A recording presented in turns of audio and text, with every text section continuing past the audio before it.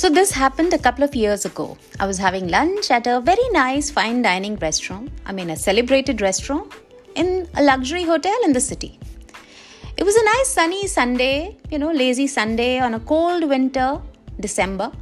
And I was enjoying a relaxed meal with my family. Everything was perfect. We were all enjoying. Suddenly, something very unexpected happened. A customer got up from his chair and slapped a waiter right across his face. I was horrified. There was an immediate ruckus. I'd never seen something like this before. The waiter, he looked like a fresher, like maybe a trainee in his new job, and he was crying hysterically with his head down. The hotel staff swarmed around the table. It seemed the waiter had told the customer that beverages were not complimentary with the lunch buffet. And this was true. The drinks were chargeable. There's nothing wrong with the tone in which the waiter had spoken to the customer. There's nothing wrong with the content of what he had spoken. What's chargeable was chargeable. The customer, after eating the buffet, and when it was time for him to pay, he wanted complimentary drinks. Otherwise, he refused to pay for the meal. Unrealistic as this may sound, but this is something which really happened live in front of me. It is not a story.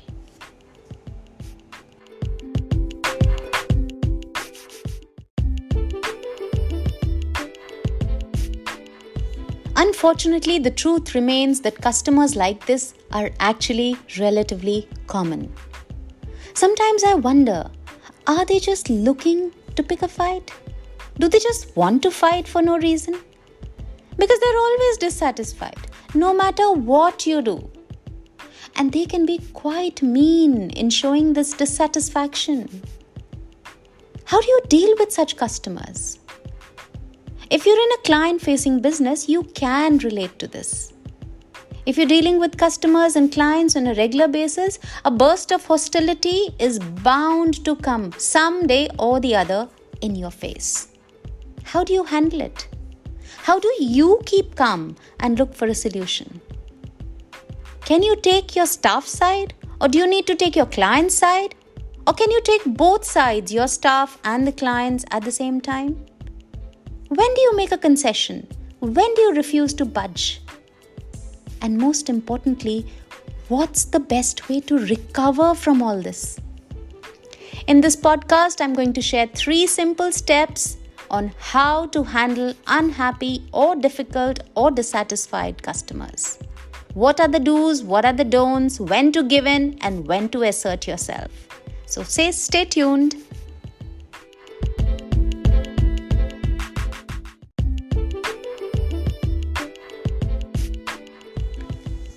These days, FSSAI, that is the Food Regulatory Authority of India, has become very strict. It monitors quality of food products very aggressively, and I think it's a great thing for India. I'll give you an instance about a neighbor. I don't want to name him. He has a sweet shop, a shop selling sweets, that is mithais. He told me this episode. So this one customer turned up at his shop. And this customer created a scene, blasted verbal abuses non-stop at the person on the counter. He claimed he found a dead fly in a packet of sweets. Ouch. So on one hand, he carried a dead fly in a plastic box, and the other hand, he carried an open box of laddus. It was very embarrassing for the shop owner, very embarrassing for his staff. All the customers in the shop at that time, they were looking at him and his staff with doubt, as if they were murderers. The customer did not stop mudslinging. He kept shouting and screaming loud enough to gain attention, empathy from everyone. Now, this customer's son was holding a mobile phone. All along, he was recording the whole thing. And the customer threatened to the shopkeeper that he's going to complain to FSSAI and get the sweet shop food license cancelled. Wow, big threat. Meanwhile, something very funny happened. The customer's son whispered to the shopkeeper that my father would be quiet if he's paid X amount. By the way, this X amount was a massive amount. The shopkeeper was scared. It's so funny that we humans, habitually, we believe bad publicity much more than good things that somebody says about a company. And this complaining customer, this unhappy, dissatisfied customer was cashing on this human attitude. I don't know if there was a truth. I don't know if there was a fly. I don't know whatever this customer was saying was true or not. But at this point, he was certainly blackmailing the shopkeeper. If you were in his place, what would you do? How would you handle this? We're all told that customers are the lifeblood of businesses. Agreed, it's a fact. And customers are the reason businesses exist. Again, agreed. Of course, it is also ingrained in us that customer is king. So worship the king. Keep the king happy. Keeping the king happy has been and will always be priority number one. And most businesses will all agree that we give the customer benefit of doubt whenever there's a problem, and we do whatever can be done to satisfy the customer and take his side. But is the customer always right? Was that customer who slapped a waiter right? Was this customer who blackmailed the sweet shop owner right?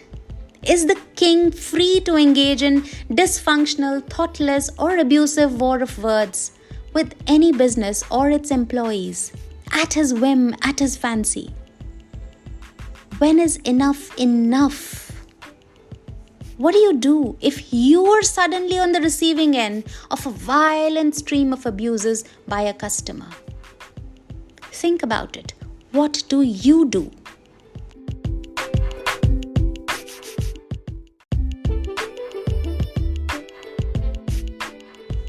Agreed, anyone would get upset if this happened to them. It's so natural. But what you need to do is look at this as a wildfire. Do you fight fire with fire? No, isn't it? You need to avoid fighting fire with fire.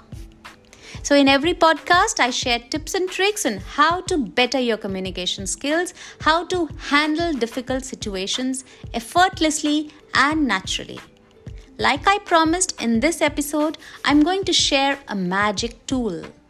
This tool is not my invention. I'm not taking credit for it, but I'm citing this. So I'm taking credit for citing this. It is called the GSS tool. If you keep this tool in your armory, I'm telling you it's going to help you handle most situations with customers. The inventor, the person behind this tool, her name is Mary Gober, and she's a well-known customer behavior specialist. The GSS tool, it's called the Glad, Sure, Sorry. Let's understand this tool better. So the fact is that no matter what you do, you'll always have difficult, unhappy, challenge at facing customers sometimes who'll be displeased with you, who'll be annoyed with you. And each of these three words, glad, sure, sorry, they contain important messages for people when they are dissatisfied. I'll show you how to use this tool. So let's look at step number 1, glad. Glad communicates that you are listening, that you welcome customer feedback, that you want people to come and tell you when they're unhappy or when they're dissatisfied with an experience, that you will try to resolve the situation and give them a possible answer. So when you say, I'm glad you brought this to my attention, I'm glad you told me about it. Now the person who's complaining, he or she calms down a little bit when he feels someone is listening, that he is being heard. So Glad does that for you. But it's not over. We have to move to step number 2. Step number 2 is sure. So sure gives the dissatisfied customer a message that you will try to find them a solution. You will give them an option. And you will take some action. So solution, option, action. Now when they feel you're listening, which happened with step number 1, and you're also taking responsibility to resolve the situation, when you say sure, they become calmer. So when you say, I'm sure we can work something out. I'm sure we can find a way to help you. Wow, sure conveys positively to a dissatisfied customer. So battle number 2 won, but there's more to go. Let's go on to step number 3, which is sorry. Sorry is the best one in your armory. The discontented customer wants to hear that you are wrong and you're owning it. When you say sorry, you're accepting what he's saying. So it boosts his ego. You don't have to mean that you're sorry for your behavior if you didn't do anything wrong. You're sorry about what happened. You're sorry they didn't get satisfied. So you can say, I'm sorry you had to wait. I'm sorry it had to turn out like this. Sorry confirms how honest you are when you handle complaints and dissatisfaction. It can in fact sometimes even win faith and trust of a customer. So glad, sure, sorry. It may sound something like, I'm glad you brought this to my attention. I'm sorry to hear you are disappointed. But I'm sure we can work out together and find a good way forward. Suppose you say something like this to a customer. I'm sure it can disarm an unhappy customer. They can be involved in resolving the problem. Whenever you're stuck up with a difficult customer, with a displeased customer, look for quick, simple solutions.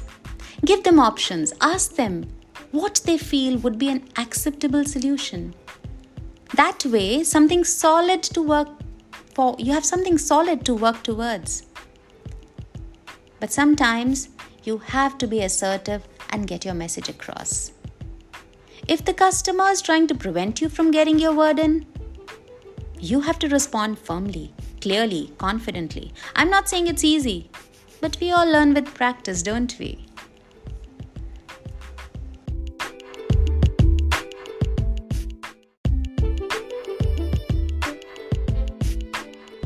Regardless of the brand, how big or small your organization is, customer fallouts cost every organization 3 very valuable resources: time, money, and mental well-being. When any of these 3 take a brunt, you do suffer the trauma one way or the other.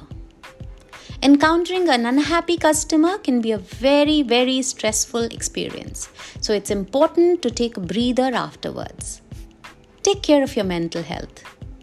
The money that a customer pays covers the product or the service that a company offers, but not the right to tamper with your mental health. If you've tried everything in the book, then no, it has nothing to do with you. So set your boundaries and move on. Free your mind from the stress of that unpleasant conversation. The only thing, much as you want, that you have to resist is the temptation to react immediately, instantly, impulsively. So take a deep breath, pause. Remember, an eye for an eye makes the world blind.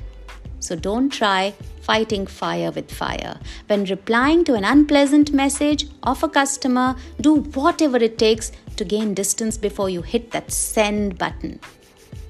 Perhaps go for a walk to release the tension. And when you do write the reply, keep your cool, state the facts, and make your willingness to help clear.